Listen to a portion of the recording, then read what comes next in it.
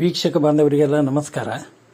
ನಾನೀಗ ಸಂಜೆ ಟೀಗೆ ದಿಢೀರಂತ ಕ್ಯಾಪ್ಸಿಕಮ್ ಬಜ್ಜಿ ಮಾಡ್ಕೊಳ್ತಿದ್ದೀನಿ. ನಾನೀಗ ಕ್ಯಾಪ್ಸಿಕಮನ್ನು ಕಟ್ ಮಾಡ್ತಾ ಇದ್ದೀನಿ.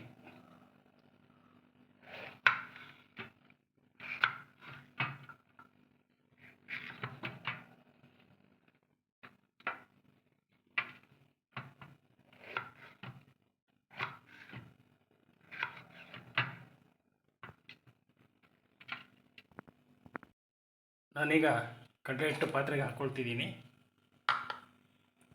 ಅಕ್ಕಿ ಹಿಟ್ಟು, ರುಚಿಗೆ ತಕ್ಕಷ್ಟು ಉಪ್ಪು, ಒಂದು ಚಿಟಿಕೆ ಅರಿಶಿಣ, ಒಂದು ಚಿಟಿಕೆ ಸೋಡಾ, ನೀರು ಹಾಕಿ ಕಲಿಸ್ಕೊಳ್ತಿದ್ದೀನಿ.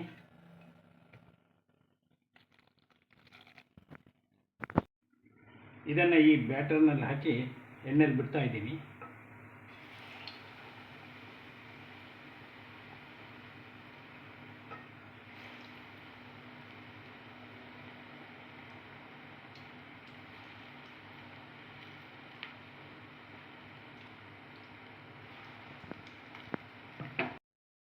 ಈಗ ಕ್ಯಾಪ್ಸಿಕಮ್ ಬಜ್ಜಿ ಸವಿಯಲು ಸಿದ್ಧ.